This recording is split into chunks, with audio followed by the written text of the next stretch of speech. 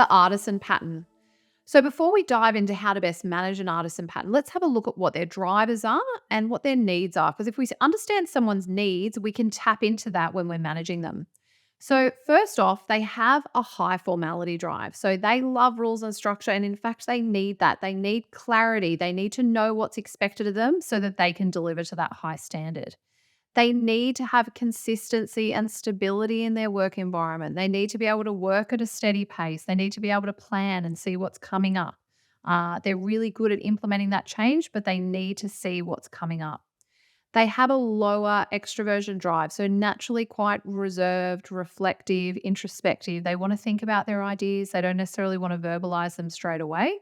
They need quiet time. They need to reflect deeply on their work.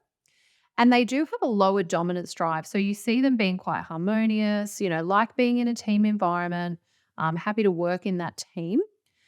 What's a little nuance to an artisan pattern compared to the other stabilizing is they're a little bit more task orientated. So when they're at work, they do just want to get into their work. They don't want any politics. Let's just get to work, talk about work. They'll put their heads down and they'll be really focused on the task at hand.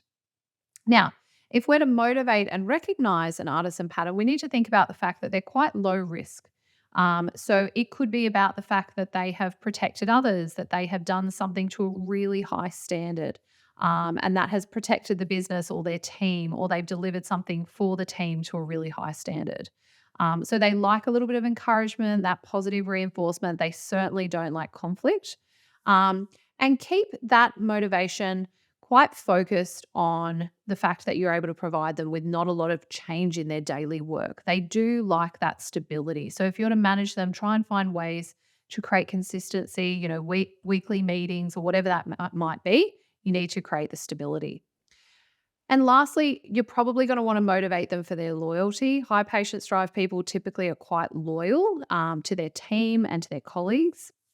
And also their depth of knowledge. So if you're going to recognize them, depth of knowledge in a team environment and do it privately, they're definitely not wanting to be put up on stage.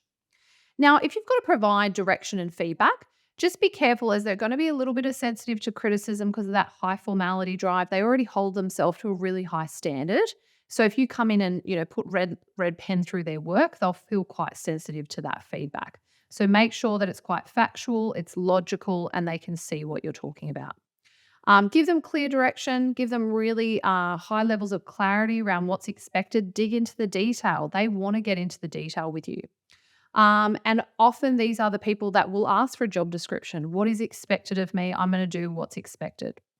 Now, I wouldn't delegate work that requires them to be highly independent, off on their own, making decisions independently, things like that. They definitely like the protection of their manager or the team because of their low risk profile. And don't delegate them work that has a high degree of pace or urgency or proactivity. They want to get in, plan their day, and work through that. They don't want to be interrupted by change and moving priorities. But do delegate work that's highly structured and has some repetition to it that they can plan around.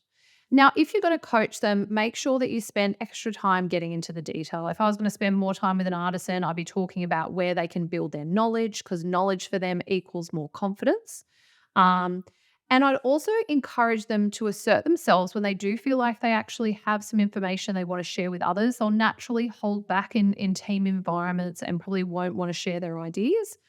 But what we want to do is elevate them and support them in their confidence by getting them to share things that they actually feel like they're a knowledge expert in.